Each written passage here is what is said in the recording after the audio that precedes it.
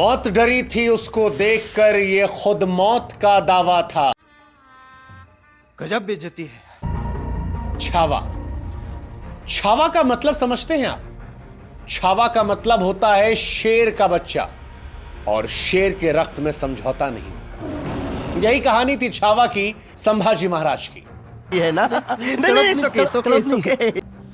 वो संभाजी महाराज जो शेर से लड़ने का दमखम रखते थे, वो संभाजी महाराज जो दहाड़ दे तो दुश्मन मैदान छोड़कर भाग जाया करता था। समझ रहे हो? समझ रहे हो आप? धरती को नाज था उस पर, ऐसा शेर शिवाजी का छावा था।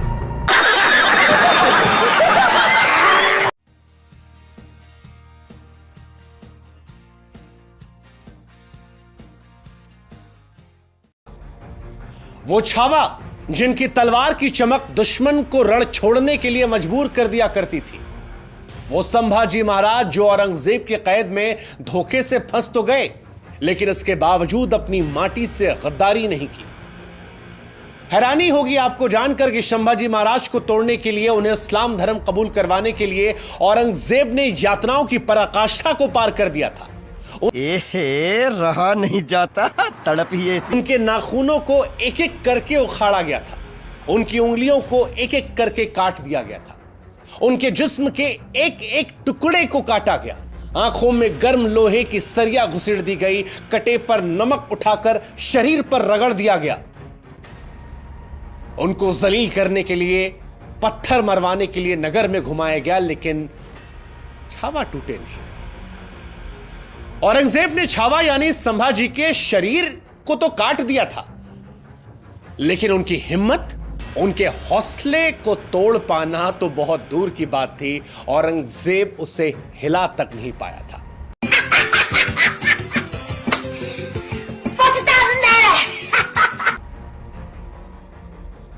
औरंगजेब ने जब लहूलुहान छावा से कहा कि इस्लाम कबूल कर लो, जान बच जाएगी, तो शेर का बच्चा छावा पलटकर जवाब देता है कि औरंगजेब, तुम मराठों में शामिल हो जाओ, तुम्हें धर्म बदलने की जरूरत भी नहीं पड़ेगी। Bro, what are you talking about, man? ये थे छावा, संभाजी महाराज। और इसीलिए विकी कौशल की फिल्म छावा सिर्फ एक फिल्म नहीं है, बल्कि शौर्य, बलिदान, अजय पराक्रम की महागाथा है। एक ऐसी महागाथा जिससे देश का एक बड़ा हिस्सा अनजान है, एक ऐसी महागाथा जिसके बारे में कम ही लोग जानते हैं, ऐसी महागाथा जो हमें बताती है कि हमारे देश में स्वराज पाने के लिए हमारे बहादुर वीरों ने कितनी कुर्बानियां दी हैं। यह आपको समझना पड़ेगा, और समझने के लिए आपको अपने स्कूल के दिनों में वापस जाना पड़ेगा। एक जमाने में कक्षा 5 में एक किताब आती थी, भारत की महान विभूतियां। इस किताब में भारत के तमाम महावीरों की कथाएं थी। शिवाजी का भी चैप्टर था, सिंहगढ़ किले को औरंगजेब से वापस लाने की लड़ाई का जिक्र था। इस चैप्टर में मराठे सिंहगढ़ का किला जीत जाते हैं। शिवाजी महाराज अपनी मां जीजाबाई से पूछते हैं कि औरंगजेब की सेना से लड़कर किला जीतने वाले किलेदार का क्या हुआ? तो जीजाबाई कहती हैं, गढ़ा आला पर सिंह गेला, यानी गढ़ तो आ गया लेकिन शेर चला गया। ये शेर कोई और नहीं बल्कि किलेदार तानाजी मालुसरे थे। हम में से बड़ी आबादी इनके बारे में तब जान पाई जब अजय देवगन ने फिल्म तानाजी बनाई। अब आप सोचिए जरा कि एक ऐसा योद्धा जिसने औरंगजेब को परास्त कर दिया था, सिंहगढ़ किले पर कब्जा किया था, उसके बारे में भारत के लोगों को ही मालूम नहीं था। और तानाजी अकेले नहीं है, ऐसे बहुत सारे लोग हैं। पेशवा बाजीराव को ले लीजिए, पेशवा बाजीराव बल्ला के बारे में लोगों को मालूम नहीं था। क्या आप जानते हैं कि पेशवा बाजीराव बल्लाल एक ऐसे योद्धा थे जिन्होंने अपने 40 साल के जीवन में 42 युद्ध लड़े और उसमें से एक भी युद्ध नहीं हारे। सोचिए, जो बाजीराव अपराजय योद्धा थे, ऐसे योद्धा जिन्होंने मुगलों की नींद उड़ा रखी थी। कहा जाता है कि मुगलों को बाजीराव सपने में आते थे। सिर्फ 19-20 साल की उम्र में बाजीराव ने मुगलों की शासन वाली दिल्ली को 3 दिनों तक बंधक बना के रखा था। मुगल बादशाह की लाल किले से निकलने की हिम्मत तक नहीं हुई थी। उस बाजीराव को भी इस देश में तब जाना गया जब रणवीर सिंह की फिल्म बाजीराव मस्तानी आई। ऐसे बहुत सारे योद्धा हैं जिन इतिहास में या तो जगह नहीं दी गई या जगह मिली तो उनका प्रचार प्रसार नहीं हुआ, पढ़ाया नहीं गया, और इसीलिए हम सब उनकी वीरता से अनजान हैं। ऐसे ही एक मर्द मराठा संभाजी राजे शिवाजी राजे भोसले। जी हां, संभाजी छत्रपति शिवाजी महाराज के पुत्र थे।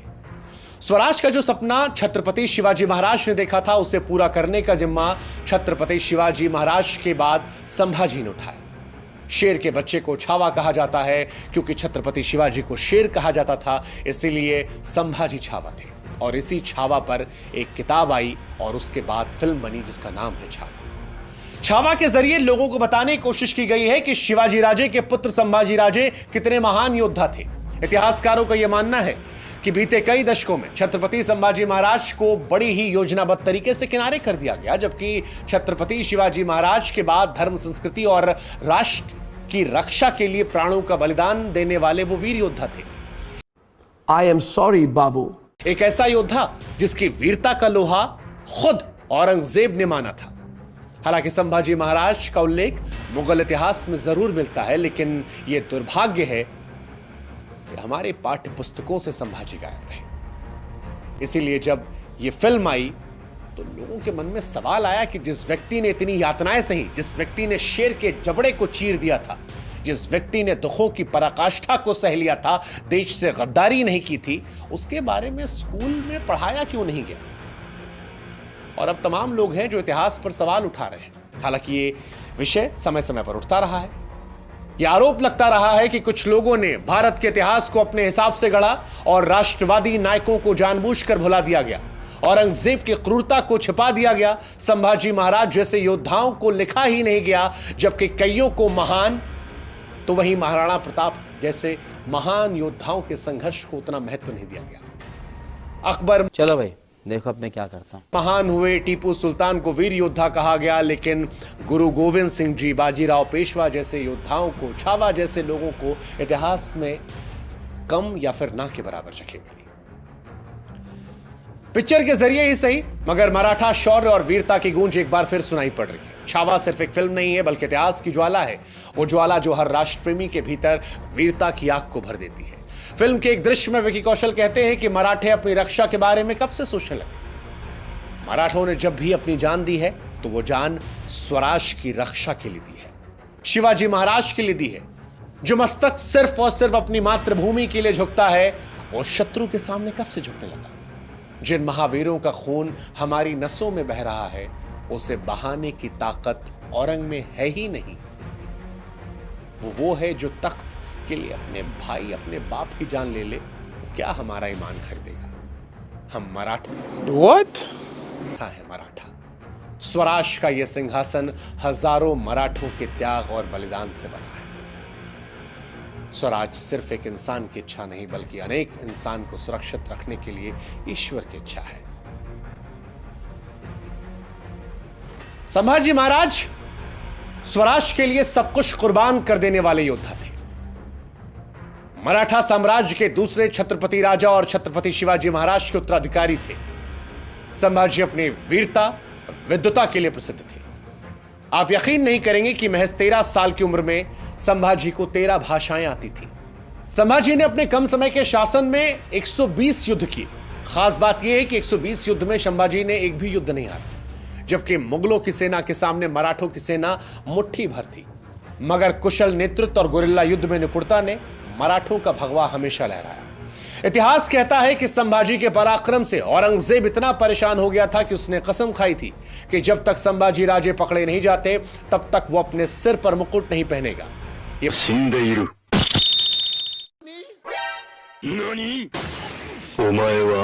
बात शिवाजी सावंत के किताब और विकी कौशल की फिल्म में भी दिखाई गई है। संभाजी वीर तो थे ही, लेकिन विद्वान भी बहुत थे। आपको यकीन नहीं होगा, लेकिन 14 साल की उम्र में संभाजी ने वधभूषण, नखशिख, नायिका भेद और 7 शासक नाम के ग्रंथ लिख दिए थे। ये ग्रंथ संस्कृत में लिखे थे। जिस तरह से कलम पर उनकी पकड़ थी, वैसे ही पकड़ तलवार पर थी। उनकी तलवार अगर उठ जाए तो दुश्मनों की सेना का विध्वंस होना निश्चित था। महज 16 साल की उम्र में संभाजी ने रामनगर में अपना पहला युद्ध लड़ा था और जीत भी लिया था। साल 1675 से लेकर 76 के दौरान उन्होंने गोवा और कर्नाटक में तमाम सफल युद्ध लड़े जीते। संभाजी महाराज के इतिहास में बुरहानपुर का आक्रमण सबसे ज्यादा चर्चित रहा, क्योंकि छत्रपति बनने के बाद संभाजी का यह पहला युद्ध था। संभाजी के साथ मुट्ठी भर मराठा थे। सामने औरंगजेब की 20,000 की सेना थी, लेकिन मराठा सेना मुगलों की सेना पर भारी पड़ती है। मराठों ने खानदेश में औरंगजेब की राजधानी को लूट लिया था। खानदेश और बुरहानपुर में मुगलों को हराने के बाद संभाजी महाराज ने मैसूर पर आक्रमण किया। संभाजी महाराज ने 1681 में वोडियार राजवंश के दक्षिणी मैसूर पर आक्रमण किया। उस वक्त वोडियार वंश के राजा थे वोडियार चिक्का देव राय। संभाजी उन्हें भी हरा देते हैं। संभाजी की कूटनीति जबरदस्त थी। दरअसल उस वक्त पुर्तगाली मुगलों को व्यापार करने में मदद किया करते थे, इसलिए पुर्तगाली मुगलों को अपने क्षेत्रों से गुजरने दिया करते थे। संभाजी महाराज का यह मानना था कि अगर मुगलों को कमजोर करना है तो पुर्तगालियों के साथ उनके गठजोड़ को खत्म करना पड़ेगा, और इसीलिए पुर्तगालियों पर हमला किया, उनके किले को ध्वस्त किया, पुर्तगाली खजाने हथियारों पर कब्जा किया जो मराठों की सेनाएं काम आए। अब सवाल यह उठता है कि जब संभाजी इतने वीर बहादुर और विद्वान थे तो फिर औरंगजेब के हाथों मारे कैसे गए, कैसे वीरगति को प्राप्त हुई? इसकी कहानी भी बड़ी दिलचस्प है। दरअसल संभाजी ने मुगलों को भारत से पूरी तरह उखाड़ फेंकने के लिए एक योजना बनाई थी और इसके लिए संगमेश्वर में एक गुप्त बैठक की थी। इस बैठक में संभाजी के बहनोई गनोजी शिर्के भी शामिल थे। दरअसल गनोजी शिर्के को संभाजी महाराज ने वतनदारी और जहांगीरी देने से साफ इनकार कर दिया था, इसलिए वो संभाजी से बैर रखते थे मगर साथ होने का दिखावा करते थे। गणोजी ने संभाजी महाराज के साथ विश्वासघात किया और मुगल सरदार मुकर्रब खान को सूचित कर दिया कि संभाजी संगमेश्वर में है। संभाजी राजे ने अपनी बैठक में जिन गुप्त रास्तों के बारे में बताया वो केवल मराठों को मालूम थे। गणोजी ने मुकर्रब खान को गुप्त रास्तों के बारे में सब कुछ बता दिया। संभाजी को मालूम नहीं था कि उनकी योजना का पता मुगलों को लग गया है, इसलिए अपनी आधी से ज्यादा सेना को रायगढ़ भेज दिया और खुद संगमेश्वर से निकलने की तैयारी कर रहे थे। जब वो संगमेश्वर से निकल रहे थे तब तकरीबन 10,000 मुगलों के सैनिकों ने उन्हें घेर लिया, धोखे से बंदी बनाया। इसके बाद औरंगजेब ने संभाजी को अपने बंदी गृह में हर तरह की यातनाएं दी। मुझे अमीर को नहीं रे, ये दो गरीबों को उठा, उनके नाखून को उखाड़ा, उंगलियों को काटा, आंख में लोहे की सरिया डाली, शरीर पर नमक रगड़ दिया, इस्लाम कबूल करने के लिए उन्हें प्रताड़ित किया। लेकिन इसके बावजूद बिना गद्दारी किए इस जिंदगी को छोड़ने का फैसला छावा ने किया। हम मालूम है तेरे बाप को मत सिखा। विकी कौशल की फिल्म में जब यह संवाद आता है, जब छावा औरंगजेब से कहता है कि मराठाओं में तुम शामिल हो जाओ, तुम्हारी जान भी बच जाएगी और धर्म भी नहीं बदलना पड़ेगा, तो वो बताता है कि छावा की कहानी किसी एक धर्म के गुणगान की कहानी नहीं है। बहुत बुरे लग रहे। तौबा तौबा तौबा। ये कहानी स्वराज की कहानी है, वो स्वराज जिसका सपना भारत देश के हर एक धर्म के हर एक व्यक्ति ने देखा था। लेकिन बड़ी हैरानी होती है और ये बड़ा दुर्भाग्यपूर्ण लगता है कि ऐसे योद्धाओं के बारे में हमें तब क्यों पता चलता है जब कोई फिल्म आती है या विवाद होता है। क्यों हमारी पीढ़ी को ऐसे महान हस्तियों के बारे में पढ़ाया नहीं गया? सारा मूड खराब कर दिया। बड़ी हैरानी है, हमारी जनरेशन को इस बात की जानकारी क्यों नहीं है कि स्वराज के लिए लड़ने वाले योद्धाओं में संभाजी महाराज जैसे योद्धा थे जिन्होंने स्वराज की खातिर अपने प्राणों का बलिदान किया था, वो भी पूरी वीरता के साथ। अंतिम समय में भी जिनकी आंखों में डर नहीं था, ऐसे ही योद्धा तो भारत को भारत बनाते हैं। नाइस। और बताते हैं कि शास्त्रों की इस भूमि में ऐसे ऐसे योद्धा हुए हैं जिनके शस्त्र उठाते ही दुश्मनों की चाल बदल जाया करती थी। छावा सिर्फ एक कहानी नहीं है, छावा एक प्रेरणा है। छावा की कहानी अगर आपने नहीं जानी, कोई बात नहीं।